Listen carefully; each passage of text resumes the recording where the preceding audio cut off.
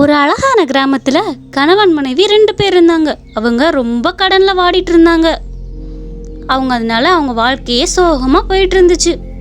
ஏங்க எந்திரிங்க, மணி ஆயிருச்சு. காப்பியை குடிச்சிட்டு வயலுக்கு போவேனாமா? எந்திரிங்க, நான் போய் உங்களுக்கு சமைக்கிறேன் மதியான சாப்பாட்டுக்கு. அருவி தன் சமையலை ஆரம்பிச்சா தன் கணவனுக்கு மதிய உணவுக்கு. அருவி, எனக்கு நேரம் ஆயிருச்சு, நான் வேலைக்கு கிளம்புறேன். நீ எனக்கு சாப்பாடு செஞ்சு மதியானம் கொண்டு வா. இன்னைக்குதான் இந்த கடன் பிரச்சனை தீர போதோ. சரிங்க, பத்திரமா போயிட்டு வாங்க. நான் உங்களுக்கு மதியான சாப்பாடு எடுத்துட்டு வரேன். சீக்கிரமே இந்த கடன் பிரச்சனை அடையும். முத்துவும் அந்த கடன் பிரச்சனை சோகத்திலேயே வேலைக்கு கிளம்பிட்டான். அப்பாடா, ஒரு வழியா சமையலை முடிச்சாச்சு. நம்ம போய் அவருக்கு சாப்பாடு கொடுத்துட்டு வருவோம். அருவியும் மதிய உணவை எடுத்துட்டு தன் கணவனை பார்க்க கிளம்பிட்டா.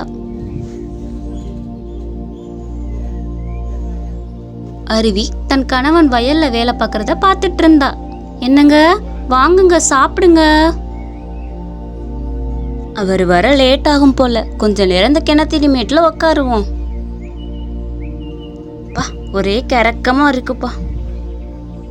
இந்த கடன் பிரச்சனை நினைச்சு தினம் வருத்தப்பட வேண்டியதா இருக்கு. என்னைக்குதான் நமக்கு இந்த கடன்லாம் தீர போதும். இந்த கிணத்தடி மீட்ல தண்ணி எடுத்து மூஞ்சி கழுவோம். என்ன இந்த வாளிய வச்சு தண்ணி கூட எடுக்க முடியச்ச. அப்ப அருவி தவறி அந்த கிணத்துக்குள்ள விழுந்துட்டா. அவ கத்தின சத்தத்துல எல்லாரும் வந்துட்டாங்க. ஐயோ, யாராவது வாங்கலே, என் மனைவி கிணத்துக்குள்ள விழுந்துட்டா, வாங்கலே.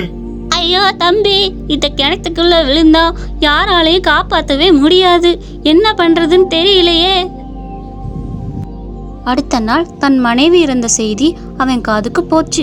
ரொம்ப சோகத்தோட வந்து உட்காந்துருந்தான். தனக்கு ஆறுதலா இருந்தது அவன் மனைவி மட்டும்தான். அவளும் நம்மளை விட்டுட்டு போயிட்டா. இனிமேல் எப்படிடா அந்த கடனை அடைக்க போறோம் அப்படின்ற கவலையும். அப்போதான் அந்த இடத்துக்கு அவன் மனைவி பேயா வந்தா. தன் கணவன் சோகத்துல உட்காந்துருக்கத பார்த்து ரொம்ப வருத்தப்பட்டு அவன் பக்கத்துல வந்தா. நம்மளால ஆறுதல் கூட சொல்ல முடியலையேன்னு நினைச்சா. அவளே வயல்லாம் இறங்கி அறுவடை செஞ்சு தன்னோட கணவனோட வேலையெல்லாம் மிச்சப்படுத்தினான்.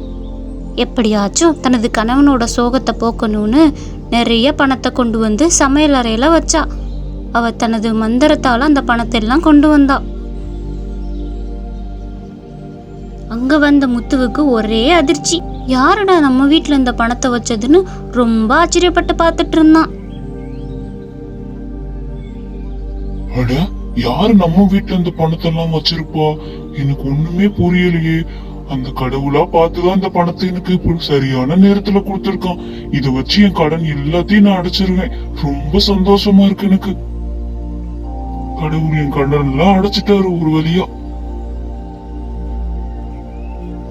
முத்துவோட மனைவியோ அந்த மரத்துக்கிட்டே இருந்து தன்னோட கணவனோட ஆசையெல்லாம் நிறைவேற்றணும்னு அதே இடத்துல சுத்திக்கிட்டு இருந்தா. தான் இறந்தாலும் தன்னோட கணவனோட ஆசையெல்லாம் நிறைவேற்றினான்.